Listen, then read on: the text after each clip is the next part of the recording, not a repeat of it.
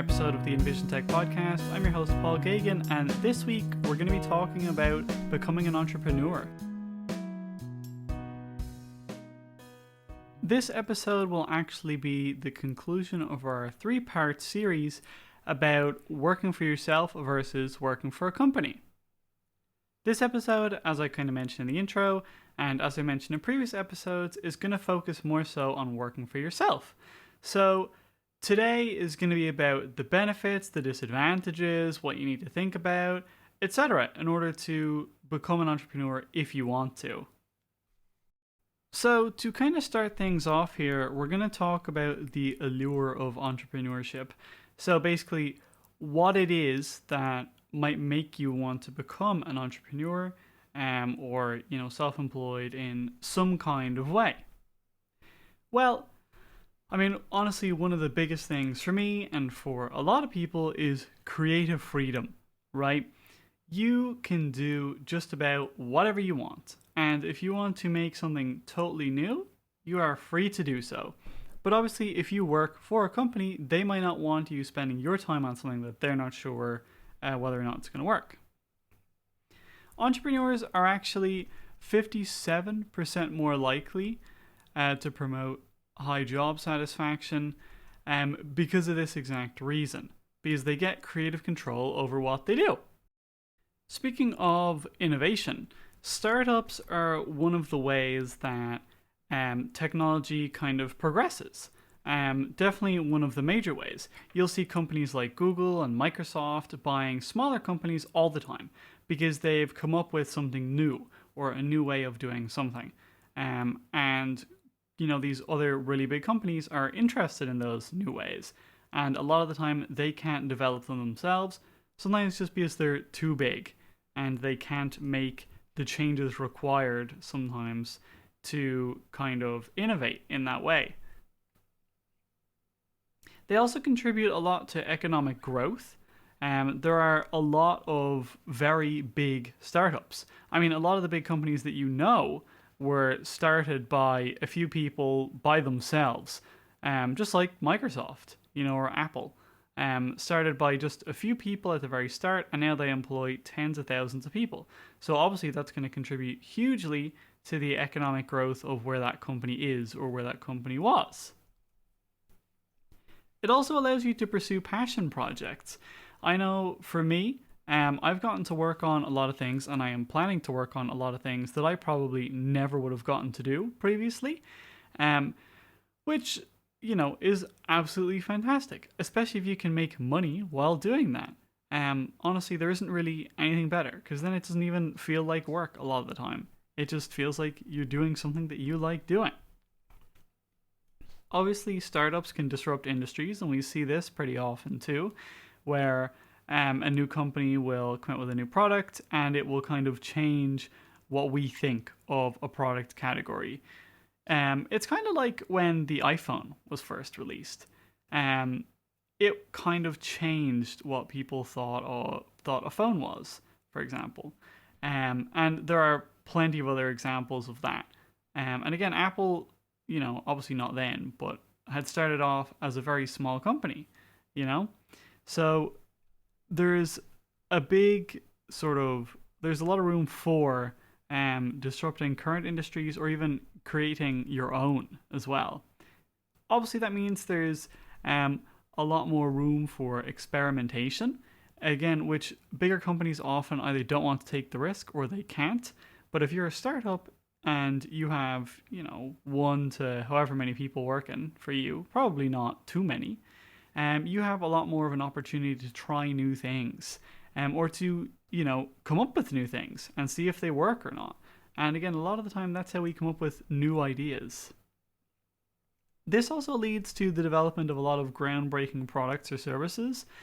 A lot of bigger companies actually aren't the first ones to come out with a product. What will usually happen is a smaller company will come out with the first kind of version, and then a year or a couple of years later, bigger companies will start producing their version of it. But a lot of the sort of innovation and new products and services are started by smaller companies and actually not larger ones.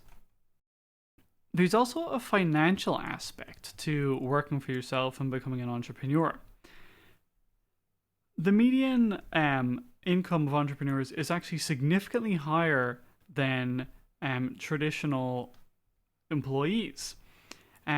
Especially successful entrepreneurs, obviously, like, again, people like Bill Gates, um, they have an incredible amount of wealth, right? So, and obviously, most entrepreneurs aren't going to reach that level, but you do have the potential.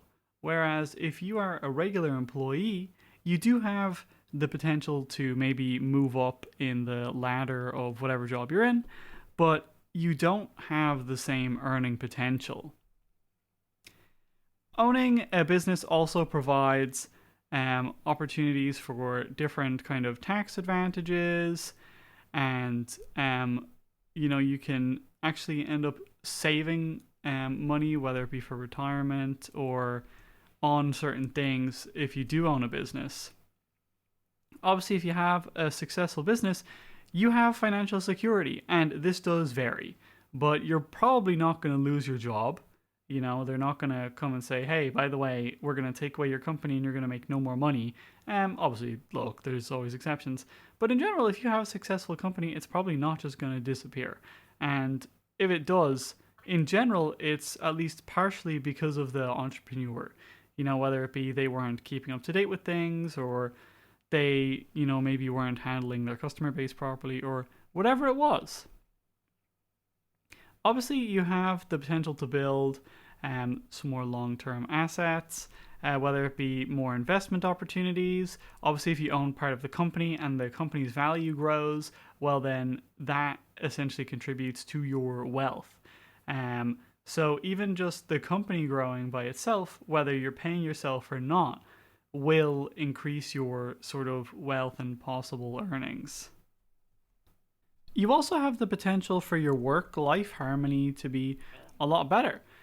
Flexible work arrangements are way more common among entrepreneurs than with traditional employees. And that means that you can have opportunities like being able to prioritize your family or your personal life so that you can have a better work-life balance. Obviously, it's really essential to set boundaries with working, though, especially for yourself, because it can be very easy to overwork yourself, or whatever it might be, in order to try and make your business work. But in the end, that will lead to you being burnt out and will actually have a negative effect overall. Obviously, being able to have a sustainable work-life balance aligned with the one that you want, whether it's mostly working, partially personal life, whether it's mostly personal life, partially working, whatever it is, you can do it. If you want to work 4 days a week, 7 days a week, that's fine. 4 hours a week, 7 days a week, sorry. Or if you want to work 12 hours a day for 3 or 4 days a week, you can do that. If you want to work whatever combination, you can do it, essentially.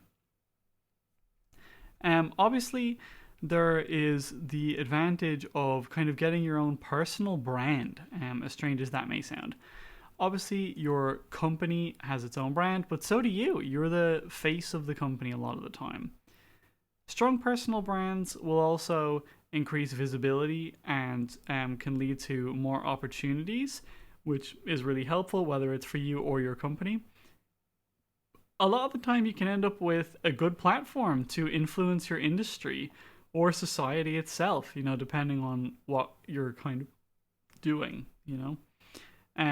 If you build a positive reputation, it's possible that you could be asked to do some kind of public speaking or give a talk or have some sort of media coverage and partnerships with other companies or people, which again are all benefits to you and your company. Because that's the thing, with a regular job, if you do something good, it usually doesn't really benefit you. It benefits the company. If you make the company look good, they look good, nobody really knows about you. And there are exceptions to that, and there are some companies who are better at giving credit than others. But in general, you are doing things for that company, not for yourself. You're there to earn money for yourself, and that's, a lot of the time about it. Obviously, if you enjoy your job, that's great, but you're still not the one in charge a lot of the time. Now we're going to talk a bit about the challenges of self employment because there definitely are some. It might sound great so far, but there are quite a few things that you really need to think about. Obviously, there is financial risk and uncertainty. 90% of startups fail within the first year. Obviously, this does vary depending on the country you're talking about and the industry, but it is the majority. Almost everybody fails. And that is a terrifying concept and a terrifying thing to think about. When you're starting up a business and you're at a 9 out of 10 chance of it not working. And again, that's, obviously a bit oversimplified. It really does depend, but it's definitely something to consider. Obviously, having money sort of on hand and having that reliable money coming in, whether it's to your company or you, can be a big problem. Maybe you'll make a big sale, and that's great. You go out and you spend it on whatever. And then you don't make any sales for the next 2 weeks, but you have no money. You or your company. And you might have people to pay, you might have an accountant to pay for, obviously you might have rent, a mortgage, whatever it is, and you don't have that anymore. Economic downturns can affect small companies a lot. Bigger companies are usually okay, not always, but they usually have a lot of money in reserves. So even if they don't make as much money or they maybe even start making a loss, they're usually fine because they have millions, billions, however many dollars or euros, just waiting there for a bad day. But if you're running your own business, you might not have any money there for if something bad happens. There's obviously a big need for robust financial planning. You really need to sit down and think, okay, is it really a good idea for me to start my own business?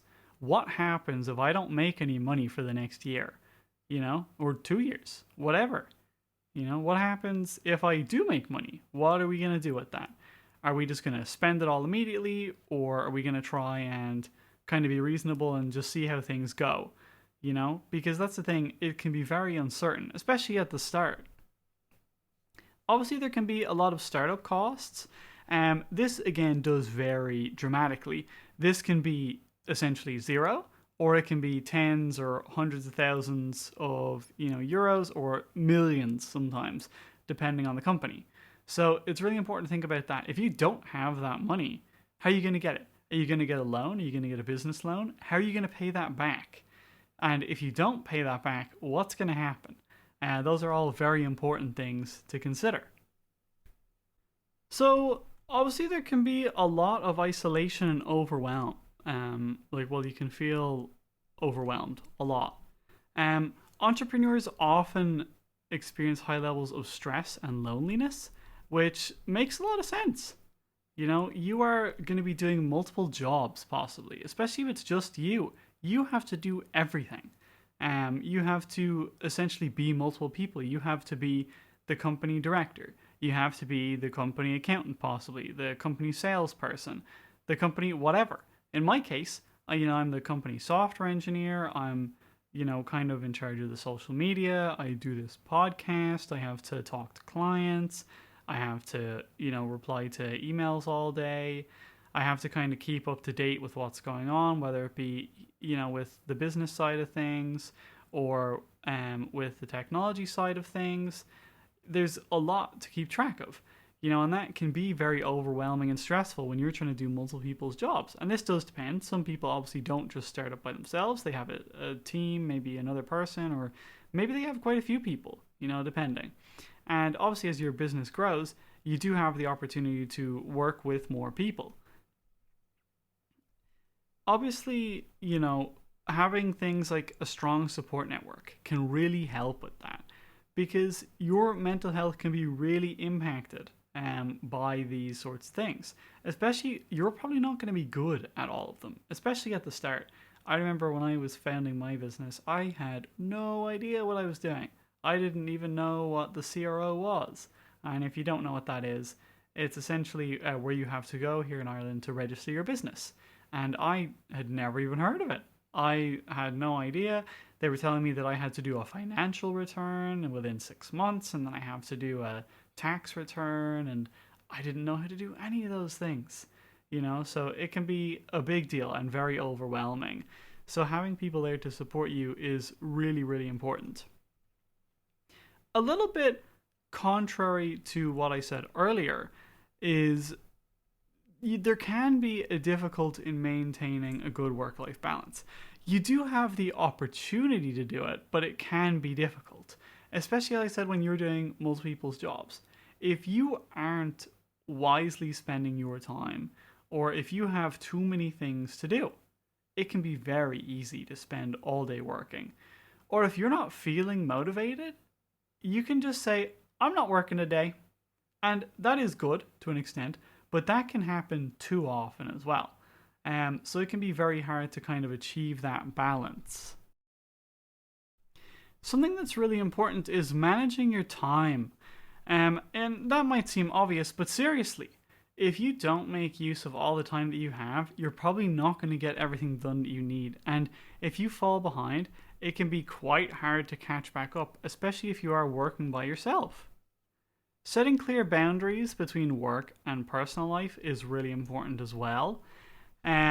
Just to kind of make sure that when you're working, you're working. I know myself, it's very easy when I'm working to say, oh, I just got a WhatsApp message, or I just got an email. Let me go read that. It's super easy to get distracted and to kind of then start doing something else. And oh, wow, actually, I remembered I need to go do this other thing. And then next thing you know, 4 hours have gone by. You've got nothing done. And now you're, late with whatever you were going to do. Obviously, delegating that to other people, whether it be partners in your business, employees, or possibly even outsourcing to other businesses, contractors, etc., can really help. And that's something that I am personally about to do, is about to employ somebody else so that I can not be as stressed, because it is quite difficult, especially at the start, right? As I said. But knowing then that you have somebody else who can kind of help out, they'll be getting their own bit of work done, so you can be more productive. You can do other things that maybe you haven't been able to do, maybe you didn't have the time to do, or you can do extra things, whereas you could just be, essentially get more done in the same amount of time because somebody else is also working with you. So doing things like that can really, really help. Definitely like setting clear priorities. So, and having goals in mind, saying, I want to get this done by the end of the week. I want to get this done by the end of the month. This is my goal for this year. As I said, avoiding distractions, making sure that you're maintaining focus. No matter what that might be, it is really important, and it is important for others to understand that too. It's also really important to be adaptable when you're a business owner. The business landscape is constantly changing, whether it be a new competitor shows up, a whole new industry, has been started. Maybe there's an economic downturn. Maybe there's an upturn. Whatever it might be. Maybe the area that your business is based in, the median income has gone up a lot. So you can, charge more for your services. Or maybe it's gone down. So you're going to have a look at your pricing and see what you can do to maybe charge less without sacrificing too much. There's a lot going on constantly, and it can be a lot to deal with. So being able to be adaptable, and if something does go wrong, being able to recover from that is really important. Overcoming failures and setbacks is a really common experience. Honestly, if you're a business owner and something hasn't gone wrong, I don't know what's going on, because I've never heard of something going perfectly. And when I say perfectly, I don't mean that it doesn't work out in the end, because maybe it does, and that's fine. But along the way, there's going to be something. I can guarantee. Honestly, for me, there's something almost every week or day sometimes, it can be a lot. Maybe something will happen. Maybe the power gets cut, so I can't work for a few days. Maybe I'm feeling sick. Maybe, I don't know, anything could happen. My laptop broke at the end of last year, and I wasn't sure what I was going to do. Thankfully, I was able to figure things out, and it was all good. But that would have been a really big problem for me because I do obviously all my work on a computer. Building resilience is definitely crucial for having long-term success and saying, okay, maybe this didn't go well, maybe this didn't work out, let's try something else or let's try again. Just giving up will definitely mean you are going to fail. And I'm not saying that to discourage people, but if your first, well, not your first instinct, but if you are just going to give up, then having your own business isn't for you because there's going to be bad days for sure, and they're not going to be fun. Now, obviously, when you are a business owner, as I kind of mentioned, there's a lot of learning involved as well, whether it be just learning about how to, do something slightly differently, acquiring new skills, whatever it might be. Maybe learning about social media posts. When is the best time to post on Instagram? What kind of posts do well on LinkedIn?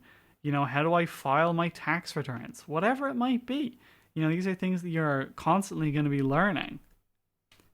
Obviously, embracing change is also huge because markets are constantly changing, as I mentioned earlier.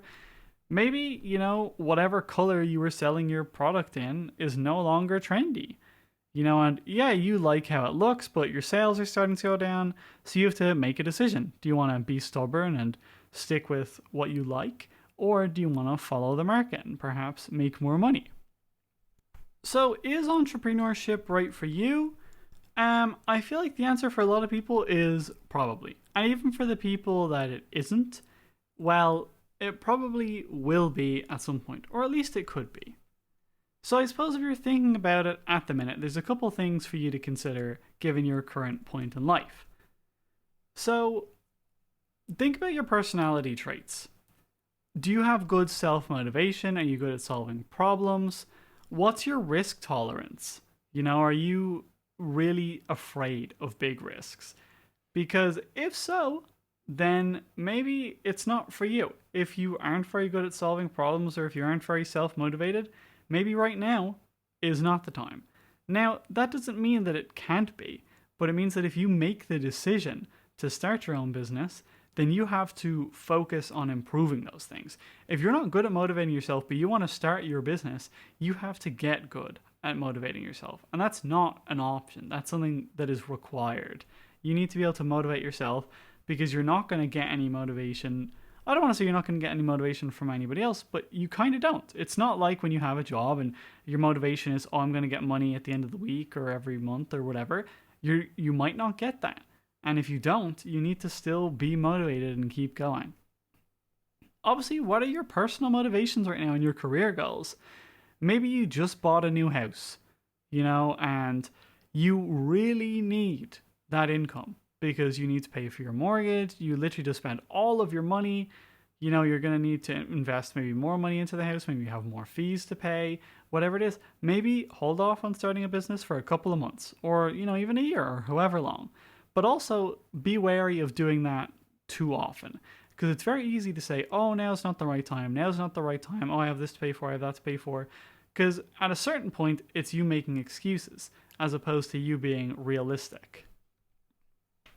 Obviously, getting feedback from other people saying, hey, I'm thinking about making this product. Hey, I want to start a business that does this. What do you think? Do you think this is a good idea? How do you think I might do? Whatever it might be. Being able to get advice from other people is great. And look, maybe they'll all tell you that it's a terrible idea, but maybe you'll do it anyway and prove them all wrong. And that is great. But it is important to hear what they have to say. Whether it be, oh, I don't like how, this product looks. Oh, how do you actually use it? It's not very clear. Whatever it is, consider it. And maybe they're wrong, but maybe you are. And that's very important. Because if you can't admit that you're wrong as a business owner, then things aren't going to go very well. Because you're going to be wrong at some point. And when you are, you need to be able to say, okay, well, I need to make this better. What can I do? Obviously recognizing that, as I mentioned, a lot of these traits can be developed. If you're not super good at problem solving, there are ways to get better. I said if you're not good at motivating yourself, there's ways to get better, and there's a lot of things that you can do.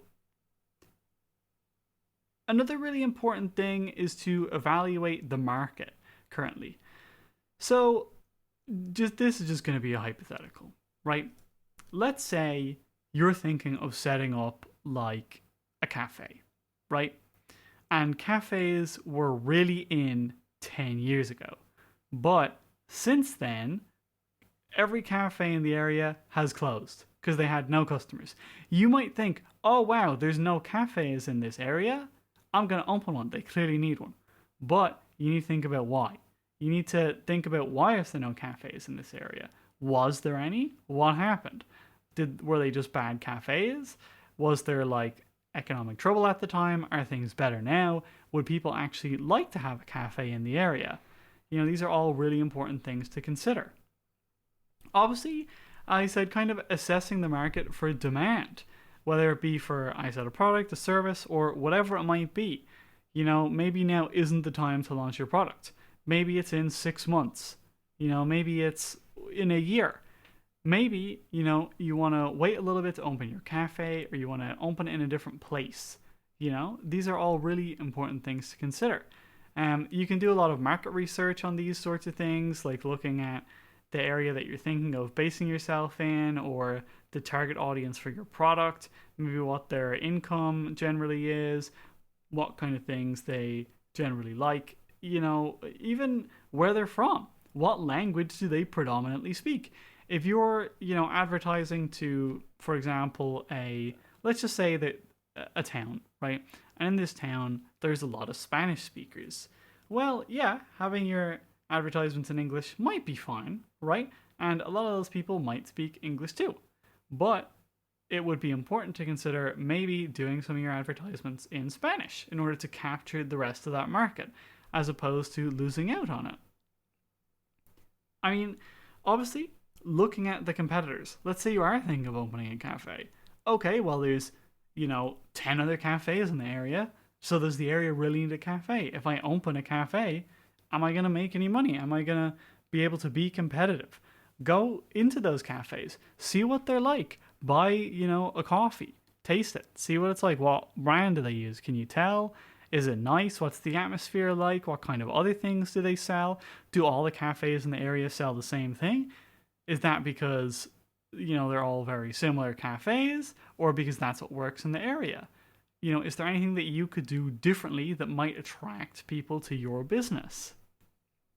Obviously, having a business plan and kind of knowing what you're going to do is really helpful.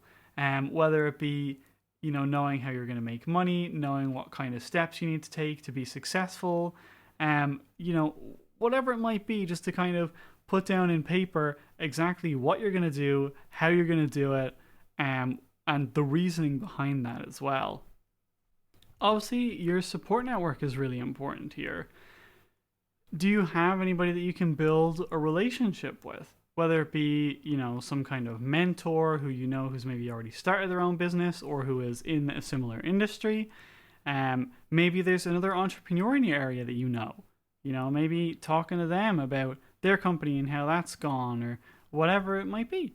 Obviously, joining industry associations and networking groups, even if it's just on LinkedIn. Seeking advice from experienced business owners is really important because they can maybe help you figure out what they did wrong and what you might do wrong, which is really important because a lot of people, I feel like, I don't want to say fall for the same things, but they have the same sorts of problems. Obviously, continuous learning is really important. Staying up to date on industry trends and best practices. Even in the cafe example, are people really liking iced coffee? If so, maybe you should consider introducing that in your cafe, because that will be keeping up with the current sort of market. It'll be, investing money in essentially making more money. And keeping up with those sort of things is really important. No matter what industry you're in, whether it's technology, I said a cafe, whether you're selling clothes, whatever it might be. Investing in your professional development and education. Maybe there's a course you could take on, marketing that might really help. Maybe you could take, some sort of course or training on being like a professional barista or whatever it might be. There's so many different things. Maybe investing in yourself and getting a degree or whatever, even just doing like an online course or anything like that is really, really valuable. And that might cost money, but you need to invest that money in order to hopefully make more money. Obviously, having a mindset of, being willing to grow and get better, and obviously always learning is really, really important.